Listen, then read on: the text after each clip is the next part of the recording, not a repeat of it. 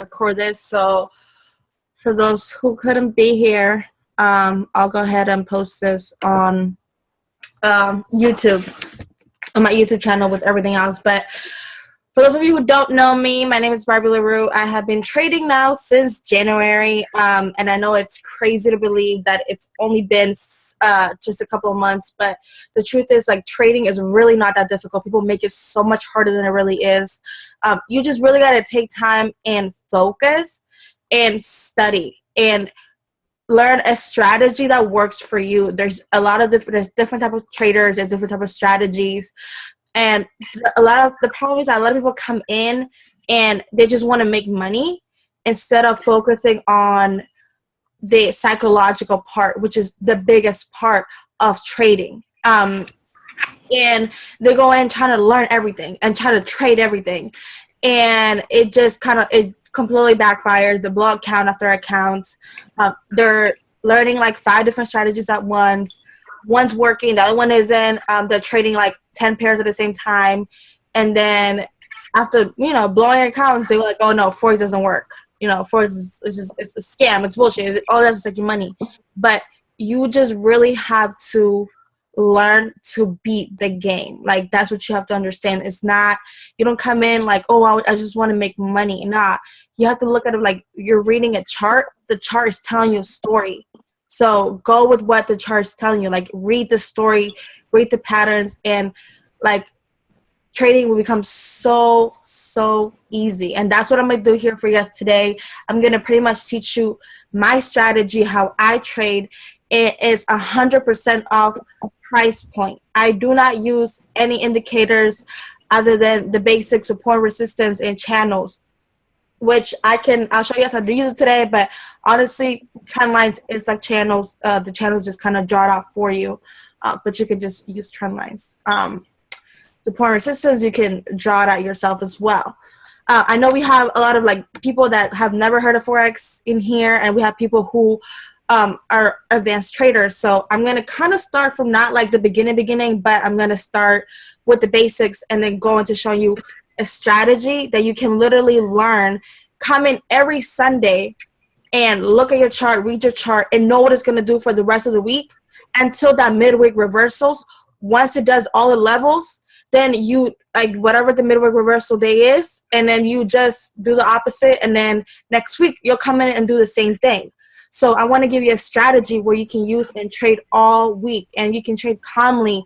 There's no rush. There's not like 15 minutes. No, you put in a trade and you let it ride for days. Okay, this has been a goal of mine since I started trading. I wanted to be able to come in on a Sunday, Monday, put in my trade, and just let it ride out. And I'm like so happy that I'm finally was able to kind of learn that strategy and master it. So now I can teach you guys, and hopefully you guys are able to profit. So make sure you have your pen, your pencil, so you're writing this down. Because it's going to be a lot of information. If you have your charts in front of you, it would be great if you guys could mark it up as I'm marking it up. So just go back and forth. All right, cool. So you start to understand and start to see what I see. So what I'm going to start with is the basics. I know you guys hear this all the time. It's support and resistance, right? I know you guys are like tired of hearing it, but honestly, when I first started trading, I was in a webinar every single night with my team, and that's all I heard was support, resistance, and trend lines. And I'm like, okay, I understand what support is. I understand what resistance is, but it's like every time I actually listened to the webinar, I learned something new. Until now I've made it into my own, and now I can actually identify the zones of support and resistance. So what I do is I start with my weekly chart. I only trade 2 pairs. I trade AU, and then I trade UCAD, because AU and UCAD move opposite to each other. So if AU is buying, then UCAD will be selling, and then if AU is selling, the UCAD is buying. So it's just easy for me. I'm able to profit from 2 different pairs at once. And being in that I'm letting it ride out through the week, it just makes it so much easier. Like, I'll just sell AU all week and buy AU all week. A AUSD and USD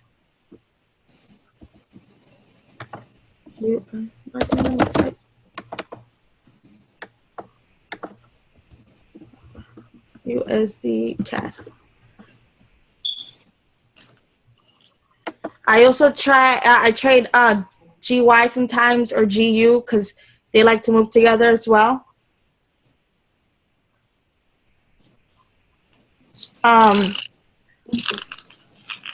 But pick at least like 1 or 2 pairs and master those pairs instead of trying to do way too much and trying to learn all pairs. Like literally, I don't even have my market watch on my charts, never, because all I trade is right here. This is literally all I need. And as you can see, it's like I have the same pair open in multiple charts because I like to mark on my charts differently, but it's the same pair, so I can kind of start to see different things. So I have like 2 AU, 2 GUs, and then you can right there. So when you guys think of your support, you guys got to think of a price point where the market kept coming back to and it kept respecting. Because at the end of the day, we're trading currencies. We're trading prices. So right now we're looking at the AU versus the US. So that's the Australian dollar versus the US dollar. What that means is that they right now have you see how it's trending down? That means that the Australian dollar is losing its value and the US is taking over. Okay? So when we're literally like, we're able to trade in what we're called with the banks and the big institutions are trading. So when you see things like this, when you see that the price, that's what we're trading price, keeps coming back to a zone, and instead of a plummeting down like it did here, it just kind of like it bounces off that zone. It doesn't break it. That's what we call support. That's what you call your floor. Okay, so what you'll do is you just mark up your support. You literally just drop a line on your support. I always start with my current price. I mean, I care what happened before, but I'm trading right now. I'm not trading in the past. So it would be pointless for me to put my support here or down here because this was back in May, right? I'm worried about what's happening now with the price. So I will put my support right here, seeing that the price respected this area. The price dropped, and instead of keep it falling like it has in the last, in February, November, what it did in the starting between February and April, it just stood at that price, and it just kept bouncing off that price. I'm going to show you guys a trick as to what I do. When I mark my support and resistance, I use my line chart. So instead of using the candlestick, you click on the line button. It kind of helps you see a little bit more of what the actual price is doing instead of all the mess with the candlesticks. So I do this all the time. And your ceiling is the exact opposite of your support. It's going to be where the price kept bouncing off as your ceiling. So think of your support as your floor and think of your resistance as your ceiling. So a price area where the price kept coming back to, right? And it didn't break. Like here, it kind of like went off a little bit and then came back. But it keeps respecting that area. It keeps getting close to it, but it doesn't break it. Okay? It has to have at least 2 hits for it to be a valid support or resistance. Okay? Remember that. Write that down. At least 2 hits to that certain price. To a certain price point for it to be a valid support and resistance. So start your weekly, and then we're going to start coming down to all the way down to our 1-hour chart. Brian, requesting more control. Huh? Decline.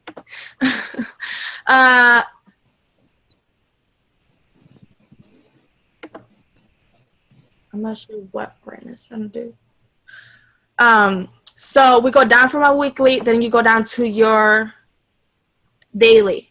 Okay? Again, looking at the current price point, you're going to start looking for an area where the price expected kept coming back to, right? So we're going to look for a support and a resistance. Only this time, we're going to change the color, right? So you're able to identify when you come down all the way onto the 1 hour what each line means. So you just go to properties, and we're going to make our daily blue. And we're going to find that the support is it's pretty much the same as the weekly support, which is a great indicator. It just makes that support so much stronger. And then you're going to do the same thing with the resistance, and find that the resistance area was right around here. So it's a little lower than the weekly, because if you think about it, now that you're in the day chart, each candlestick is 1 day. So it's it's not as broad. Now it's more indicated, and you can see that the resistance level, it's right here. And then you keep dropping it down. So now we go down to the 4 hour, and you do the same thing. Start looking for a support area where the price kept coming back to the current price, and it didn't break it. Okay.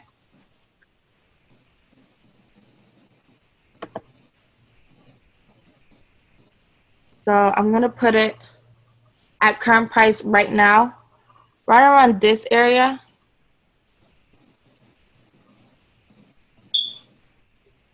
The price just kind of keeps bouncing off this entire zone.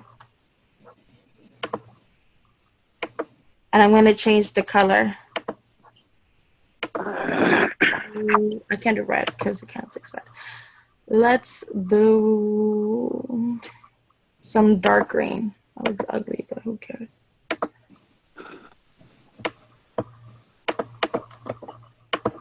So the 4 hour is going to be dark green. And you see this nice level of support right here. This entire area kept being respected. Here and then here. It just keeps bouncing off both support lines. And then we go over, and then we're going to do the same thing with the resistance. That common area that the price tried to break, bounced off, and it keeps respecting right here. And it tried to bring it up again, but again, there is no breaking that zone. You go back to the 1 hour, and this is where we're gonna fully mark our chart. Yes. Okay, Mike, mute your mic. Mute your mic, please. Whoever just spoke. Oh, that was Mike. It's not Mike. Mute your mic. Yeah. Okay. Yeah, everybody mute your mic. And then we're gonna go down to the 1 hour and basically do the same thing, finding our zones where the price keeps respecting it, right? Comes at least 2 times and it bounces off, creating an area of support for the price. As we can see, the same as the 4 hour support, it's our 1 hour support. And we're gonna make this a nice pink, and then we'll do the same thing for resistance, and we see that the resistance level becomes even lower, and the price keeps coming back here and not trying to break it. Okay, so now when you look at it, you start to see the levels that the price kept respecting. So remember to look at your current price. Where are we at right now? And look at this, indicating a great support area, because you got your confirmation for your 4 hour and your 1 hour. You got your 1 hour resistance here, and then your resistance up here for your 4 hour. Weekly, daily, and then that's your weekly. Right? Let's put up the candlesticks back on. Now, when you look at this, you're basically just looking at a whole bunch of lines. So you're like, okay, it's all I see is a whole bunch of lines on my chart. So it doesn't help me with anything, right? So that's where we're gonna add the next thing. What do you mean by respecting? Instead of the price dropping and breaking it, it respects that area. So when I say respecting is, like, the price didn't go higher than 77.98. The price kept pushing up, trying to push higher, but it respected 77.98. Okay, and then it came back here and it keeps respecting 76.98. And it tried to break it, but it keeps respecting that price. So when you start marking your support and resistance, you look for an area, as you see here. You see this whole area? You see how the price was here? And it respected that price. It didn't break 75.05. It kind of went up, then it came back down. Went up, came back down. It dropped all the way down here. And now it created a new zone to respect. Okay? That means that you guys are thinking bigger. You gotta think like the banks, like the institutions, because that's who's creating this movement in the charts. How do you take this off? Okay. That's who's creating these movements in the charts, are the banks and the big institutions. So when you start to see areas being respected, that means that the banks aren't buying higher than that. They're not bringing the value up more. Okay, and we start seeing here, that means that people, when it goes down, there's like, they're getting rid of it. They're getting rid of the currency, right? The currency value is dropping. It came here and it respected this zone and not bringing it any lower. Why? Because they were waiting for a price to get to a certain price before they bought it again. All right, start thinking like the banks. Start looking at these areas as zones. So this was the price that they wanted to come down to for them to buy it again, bring the value up, or they what? They sold it again. All right. So there was a high demand here. Then, you know, it went. It was, people were buying. They were buying. The value was going up. You know, it's like you have the last pair of Yeezys, right? Though they're in such high demand when they're here, they're going up. Everybody's buying the Yeezys until it gets to the point where it's like, okay, whoa, I'm not buying the Yeezys past 755. Why? Because guess what? That's the highest one last time. We're not gonna buy any higher than that. We're gonna wait for the price to come back down before we buy it again, and that's what they do. So then what happens now that they bought all this supply, now they have to sell it. Now they're selling the supply again until there's another demand for it. And that's how you start creating these areas that you support. Does that make sense? Does anyone have any questions on that?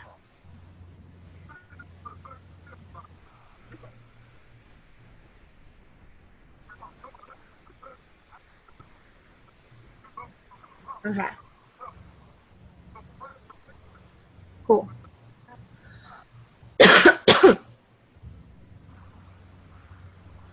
Cool.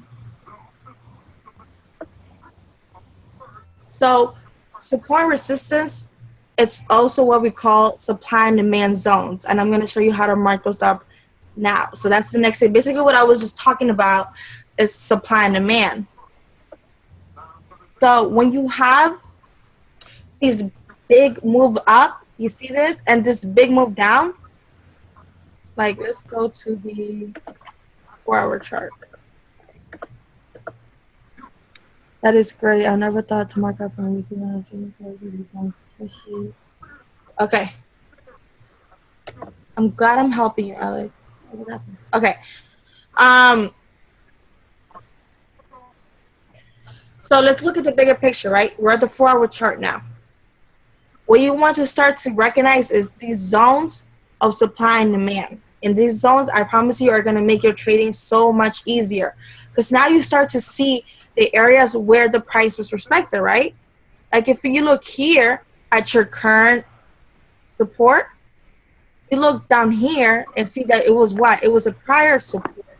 And what happened last time here? It zoomed all the way up, right? Until it did what? until it met an area of resistance. And then it dropped like crazy until it came to what? To a prior support zone. And then what did it do after it hit your prior support zone? It bought all the way up. So you guys got to start recognizing these patterns. Like literally the charts are telling you a pattern. So when you see, like if you look at this, right? What do you notice the most? The big moves up, right? The big drops. This big move up. This big move up, right? And if we go even further down, what do you notice here? This huge drop down, right? What do you notice about this area? Right here. This is a resistance zone. You see how the same resistance we have here happened before? This wasn't accidental, guys. Nothing that happens in the market is accidental. Candlesticks, what the candlesticks are for. Okay, the candlesticks. Sorry, that's my little cousin. I'm messaging to me. Okay, thank you, Danielle. The candlesticks represent what the markets are doing, what the price is doing. That's pretty much what it's telling you. It's just indicating what the price is doing. So when you're looking at the 4-hour chart, for example, each candlestick is going to equal to what the price did within that 1 hour, within that 4-hour period. And if you're looking at the 1 hour, then each candlestick is going to represent what happened during that 1 hour period. Okay. For example, what happened here, the market in this candlestick, right? The big green one, it opened right here. Then it dropped all the way down, and that's why you see like that wick of that candlestick. That means that the price was brought all the way down there, but it came up and it came back to where it opened, brought all the way up, and then it came back down, and that's why you see that big wick at the top. And then when it closed right here. It closed as a buying candle. So when it's green, that means that the candlestick is buying. That means that the price is buying. And when it's red, that means that the price is dropping. It's selling. Okay, cool.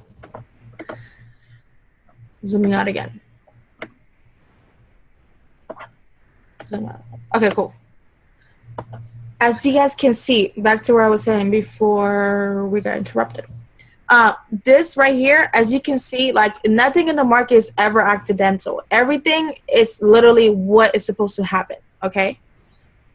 You see how this area was respected as resistance? The market kept coming here, and it didn't want to go any higher than that. It created a resistance, and what happened? It automatically dropped all the way down to meet a support area, all right, also known as a demand area. So what that means is it's sold until the demand for that pair was high again, okay? So what happened here is it came to the zone, to a support area, it came to your demand area, and there was a demand for, let's say, the Yeezys. Again, we're going to use a pair of shoes as a example. In this case, is the AU. It bought up. There wasn't enough demand, though, all right? The price was still too expensive for people. The bankers weren't looking at it as an asset. They're like, no, we're not buying it right now. You know, Australia, there's nothing that we really want right there right now. Let's just, all right, we're going to sell it again. Boom. Market maker sold it. It came back to the same price, correct? And then it just, from there, it kind of became a tug war, you know?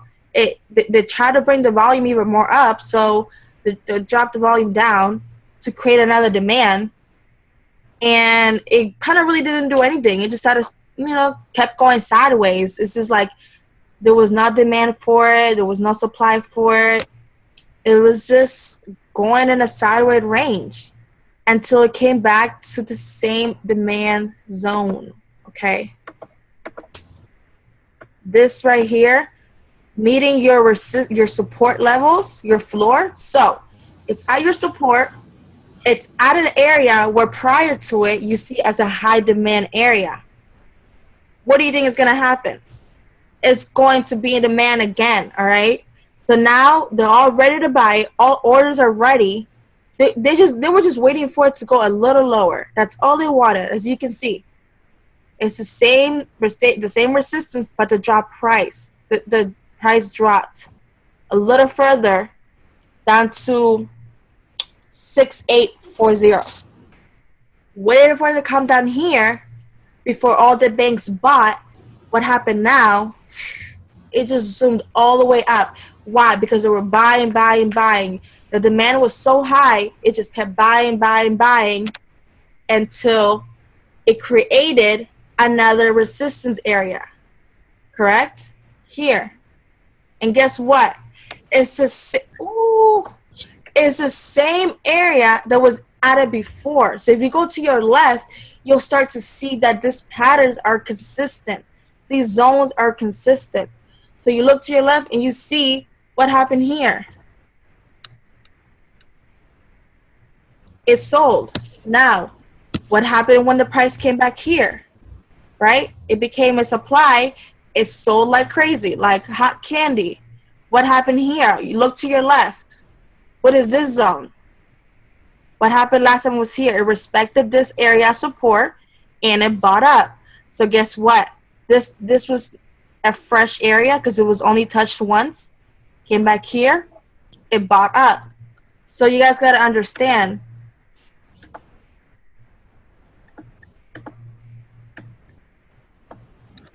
These things are not accidental. Okay, the market knows what it wants to do. The banks are controlling these markets. All right, they're waiting for the price to get low so they can buy at a low price and get the most out of it, and then sell it at a high price. That's what they do. So when you start to see, when it starts to get to zones, to a consistent resistance zone, you have to think. There's two things it can do. It's probably going to bounce off your zone and drop, or it's going to have something crazy that demand is so high that's going to break through your resistance and not come back. Okay, so let's say a bad thing if it drops a low to new support area. Right. Because even if it sells, even if the price comes back down to the demand area, you can sell it as it's coming back to the area. So you buy at demand zones and then you sell when it gets to supply, when it gets to resistance. Now you start using support and resistance and supply and demand together. Okay, now you start putting the two and two together.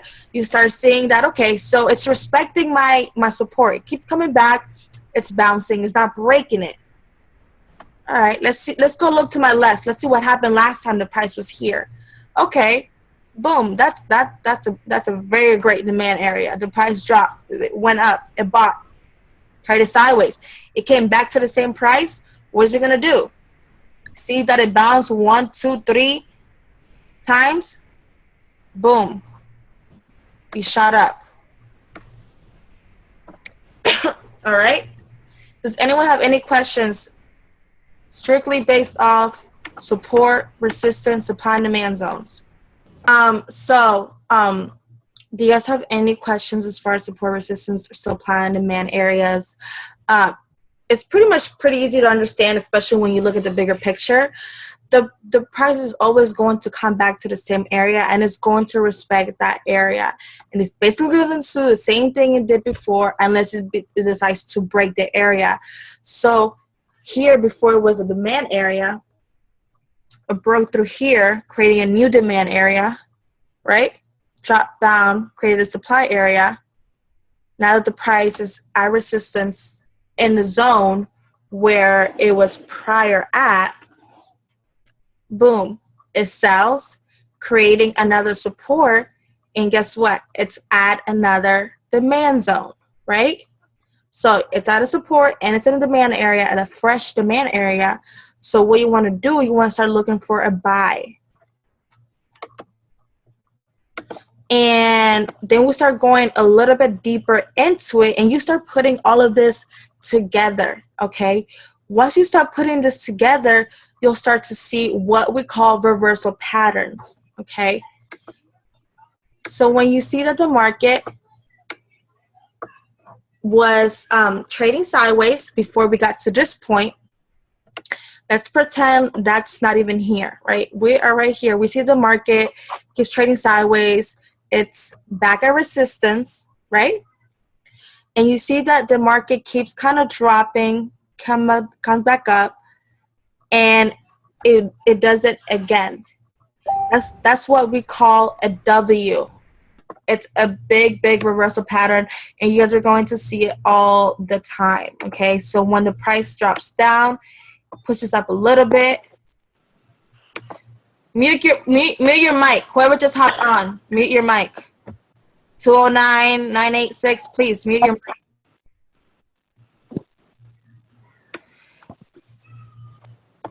And then push back up again. You see that was like a perfect W? That is what we call a big reversal pattern. You guys are going to see it a lot. You're going to see W's at support, and you're going to see M's at resistance. This is another great indicator that the market is exactly what exactly what you want to do. When it does a retest, and the second touch, that's the retest. So the first time it came back into the zone, it touched your support, came back up, but what did it do? Instead of shooting up, you wait for that retest and you buy when it does the retest. It's going to take a lot of guts. It's going to take, you have to be really confident in your trade. That is the most important thing, because you're going to be like, oh, but look at that big wick down, you know, it might just drop. But when you start to realize what the pattern is doing, it's already respecting your support. It's at a zone where before it's a prior demand zone. So this kind of trading takes a lot of guts, and you have to be very confident in your trade. But as soon as it does that retest, you buy it right there, right? Right when it does the stop loss hunting.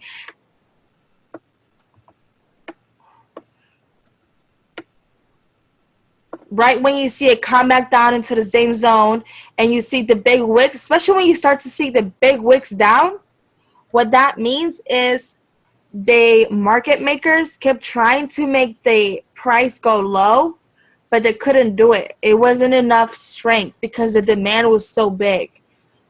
And they tried to do it again and again, and guess what? It couldn't do it. So this is the area where you will start to put in your buy, your buys. Low time for them to get entry signals. Yes. Yo, who is that? That noise is so annoying. Can you guys mute your mic? 209. Mute your mic. I don't know who that is. So we start putting everything together. You start to see that it's respecting your resistance, your support area. It's not breaking it. You start to see that it does a reversal pattern, which is what we call the W. So when it starts to form its second leg is when you start to look for a buy zone. All right, and when you start putting in your buy orders. Thank you so much. And if you go up,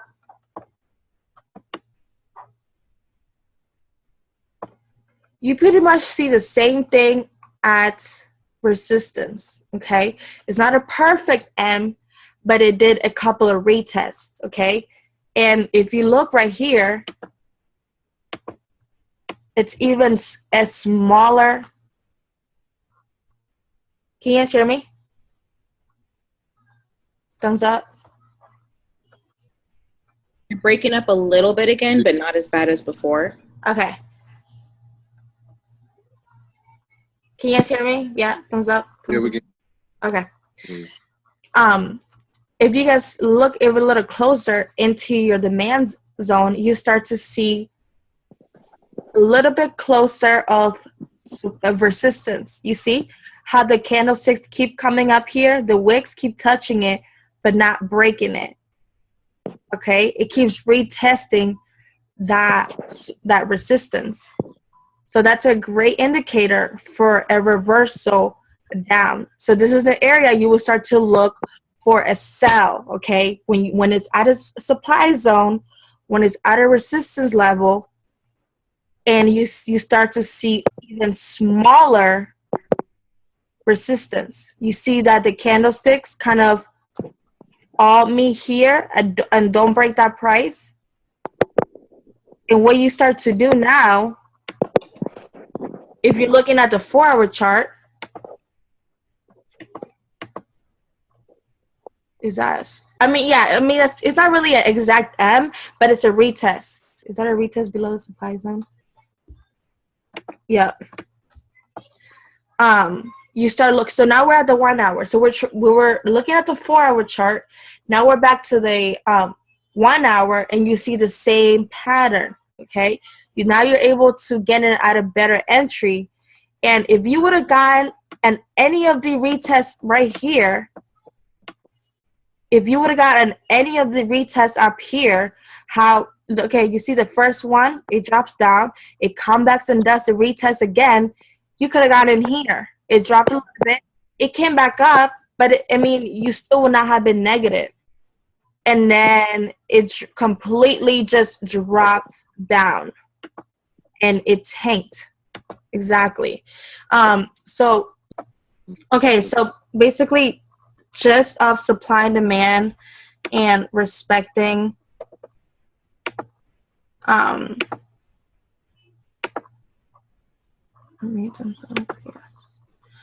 respecting your zones of support and resistance are very important. Once you guys understand these basics, you're going to be able to trade literally any pair. You can come in and mark your pairs up.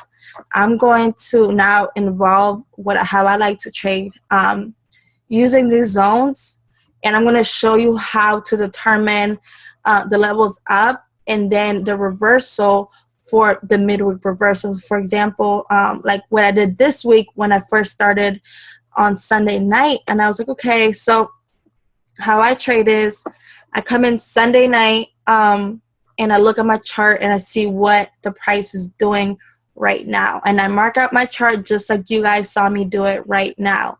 Every Sunday I mark up a new chart, and the next thing that I add, once I have the zones that are respected, I have my supply zone, I have a nice little demand zone, and now I have my levels of resistance up here, and my support, and I add what we call a trend line. Okay, your trend line is going to determine what trend the market is going on, if it's selling or if it's buying. So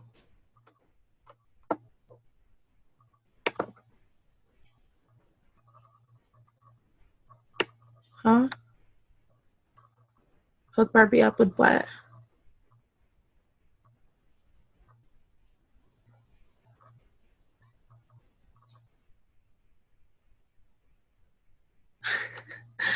Brandon, why are you trying to go on my internet?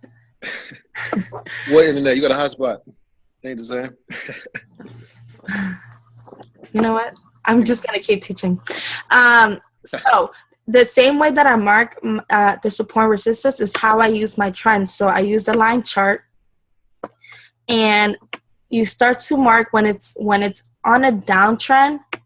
You want to touch the top the wicks of the downtrend. You want to put the line on top of it and mark the trend down. Okay, and then we're going to do the same thing for the buy up.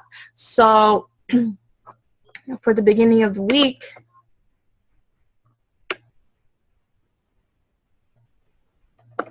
what I did was exactly this right here. That dropped down, and then this line up. So this indicates the downtrend, and it touching at least 3 times my wick. My candlesticks touching my trend line, indicating that it is a relevant trend. It's We said line needs to be one. Do not draw your trend line through the body. Don't ever try to force a trend line, okay? Like, don't try to do this because you're going through the body of the candlesticks, so it's not a relevant trend line. Instead of you putting it on top of the trend line and just letting it flow. So if it doesn't fit, it doesn't fit. Don't try to fit the trend line. And always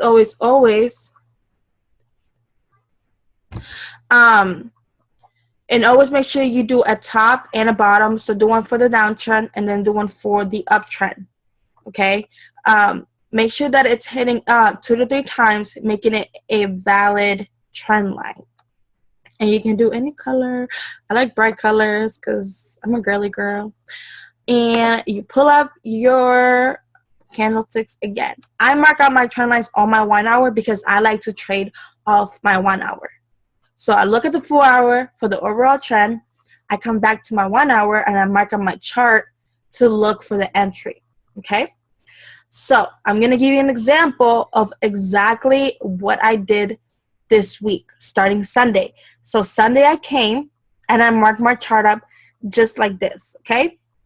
So I saw the downtrend and I saw that what it was doing, it was selling and creating levels down. You see that support, it's a level. That support creates another level, another level, another level, and now it created a new level, right? But what happened, instead of creating the level and creating a lower low, it just respected that zone. Okay, so now what we have, you're at a support zone, right? You are at a prior demand area, and what happened is you start to look for what's going to happen next. Trading is all about predicting what's the next move. What is the market going to do next, correct? Looking at this trend line, okay, instead of it making lower lows like it's doing here, you see, this is a low price, and it gets even lower, comes back up, but guess what? Bounces right off that trend line instead of creating a higher high. No, it bounces off, creates a lower low, right? Pushes up, meets a resistance, makes a lower low. Bounces up, meets a resistance, makes a lower low. Up, meets another resistance. If you look here, the price was here before, and makes a lower low. Comes back up, makes a resistance, makes a lower low. Does it again, and it starts to retest that same zone. Instead of this time it making a lower low, all it did was retest its prior low. So that's an indication that the trend is now reversing. It's no longer a downtrend. Now it wants to reverse into an uptrend, correct? So what I did this week, I came in on June 3rd, right here. And I wish I had my other chart to show you, but I just deleted it. So I'm going to look for a buy here, okay?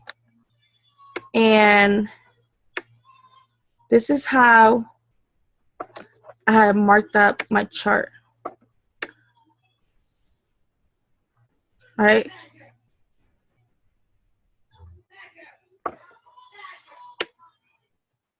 Because none of this was here. This is all this week. So coming Sunday, look at my chart, and I'm looking for it to bounce off my trend line to look for a buy. I see that it already began to broke my trend line. So I waited for a retest down before I bought it. So I'm like, okay, once it retests my trend line, I'm gonna, if it doesn't break it, then that's another indication that the price is going up. Okay, so if you miss your entry here and you didn't have the guts, you're like, no, I don't know if it's really gonna go up. You know, if you were like one of the people that you were afraid,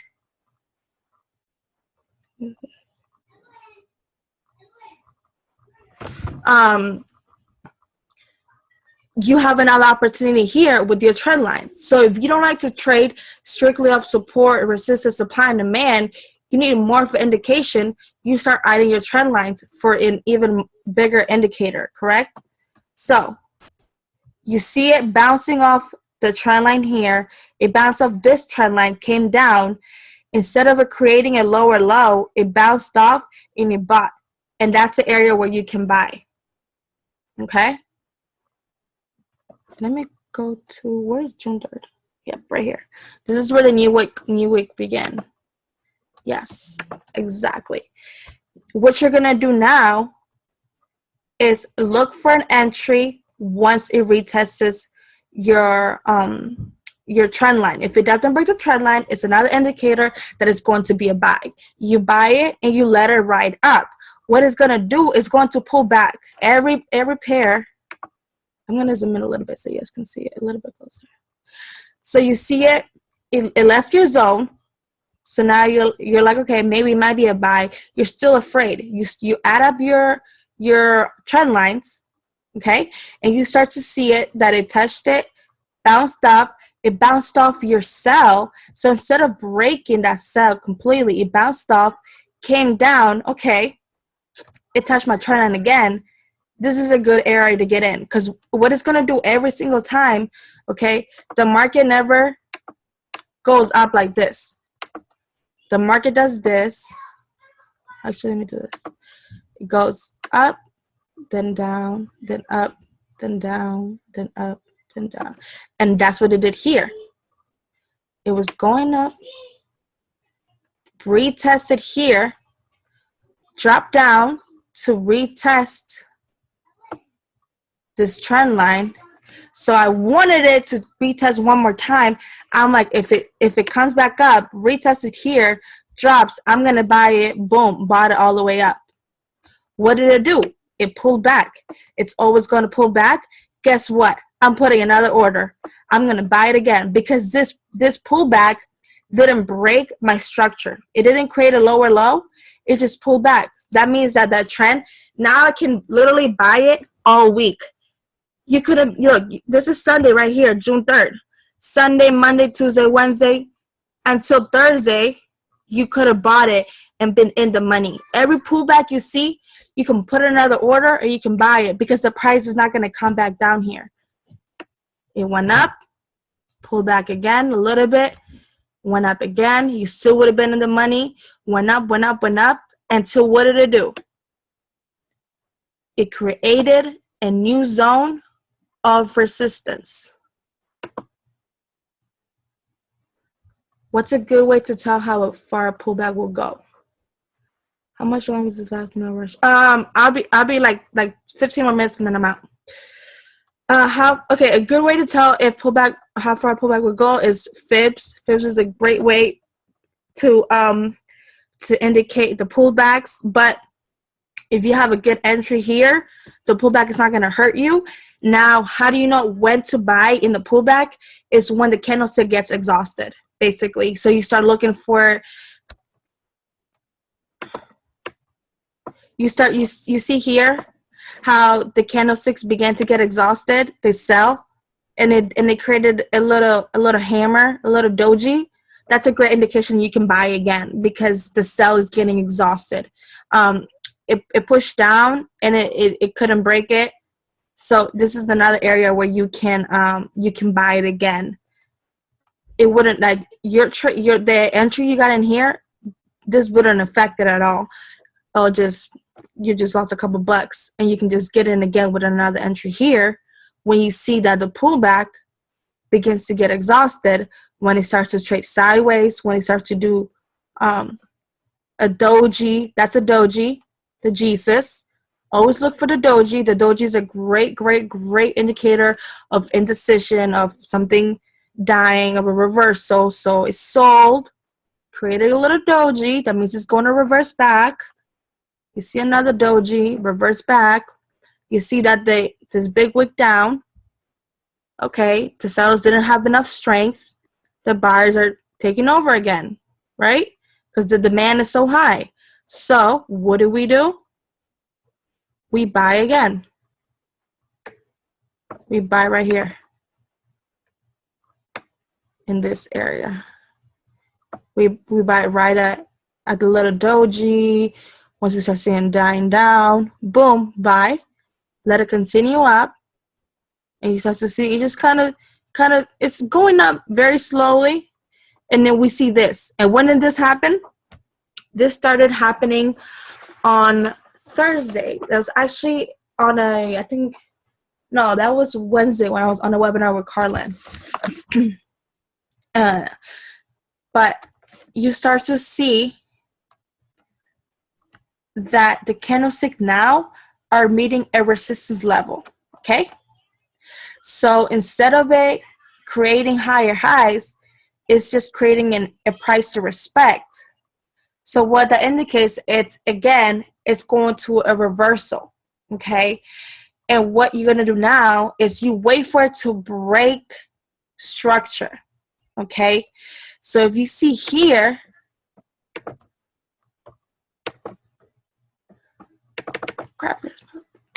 okay, if you see right here, this is another small level of support,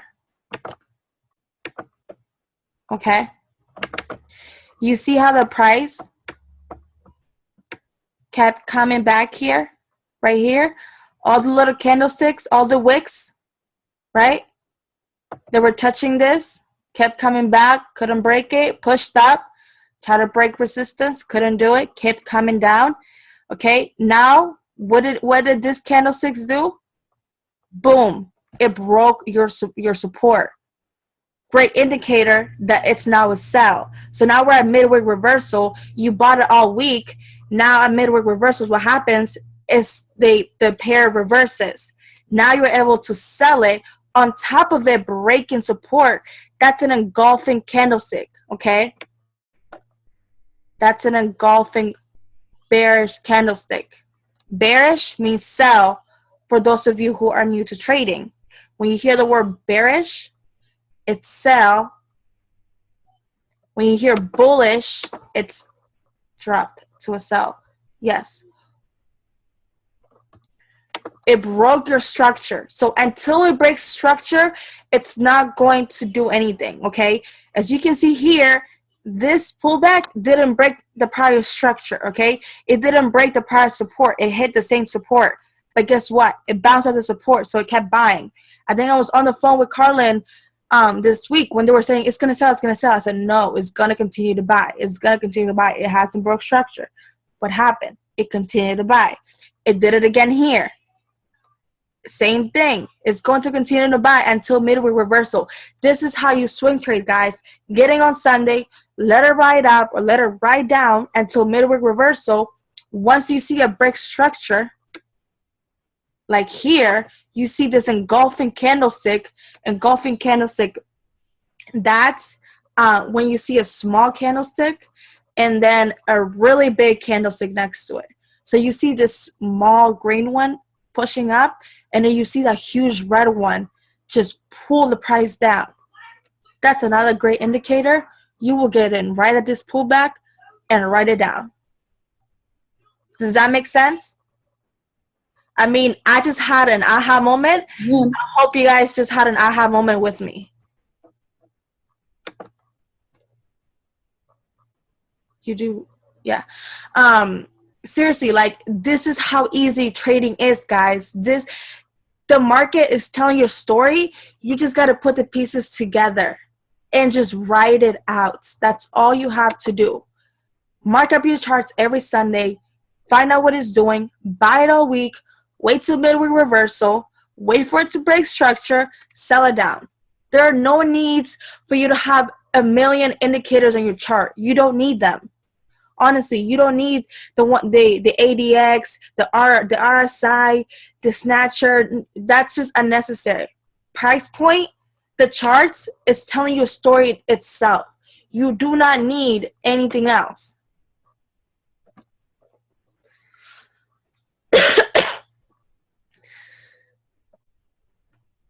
So easy. Exactly.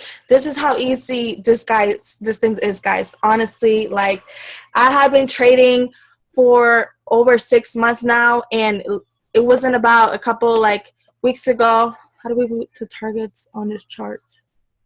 Take profits. So your take profits are completely up to you. Like I know I have a certain pips that I like to catch, 50 to 100 pips per trade.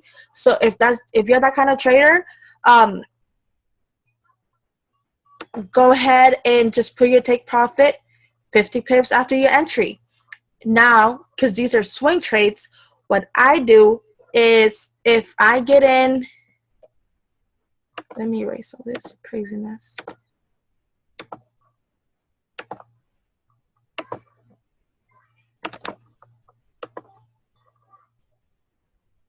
If I get in at the retest here and I'm writing it out, I'm going to put my stop loss in profit. And I'm just going to let it ride out until I see that it wants to reverse again, until it begins to break structure. But I just move your stop loss in profit. Like if you got in here, start to move your take profit here and just begin to trail it as the market keeps moving up. Just begin to trail your stop loss. So even if the market drops completely, you won't get out, because you won't lose everything because you have your stop loss in profit. You'll either just win a little bit rather than lose a lot. Price action is key. Yep. Exactly. Do you guys have any questions, please, before we wrap it up? I try to make it as simple as possible for you guys to understand trading and the psychology behind it. This is my strategy. This is how I trade literally every single week. And understand it. You're awesome, Barbi. Thank you, Keisha. And just continue to, try out the strategy. Do you use to take profit? I do not use to take profit. I do not use to take profit because I swing trade, so I just let it ride throughout the week. But I do use my stop loss, and I just set my stop loss in profit. Yes, wait till Monday to trade. I mean, markets are closed. Sunday night, come in. Sunday, trade the gaps. It's an easy money maker. And then look at. I don't look at my charts until nighttime, until like 11, 12. Honestly, I enjoy my Sunday as it is. Bye, Keisha. And then I mark on my charts and just watch it happen. I set up my orders. Usually right around the retest, I set up my pending orders right around here. So I'll set up like a sell limit right at either the same price down here all the way up here. So whatever it touches will put me in a trade. Boom. If I'm sleeping or not paying attention or webinar. Absolutely. Absolutely. Thank you guys for coming. But yeah, and then just let it ride out, and then I either look out on Wednesdays or Thursdays for the reversal. So if it doesn't do anything on Sunday and it makes its move on Monday, it'll probably reverse on Thursday. If it makes its move on Sunday, it'll probably reverse on Wednesday. And that's just market maker method right there. Another nugget you guys can use. Other than that, was pretty much it for tonight, guys.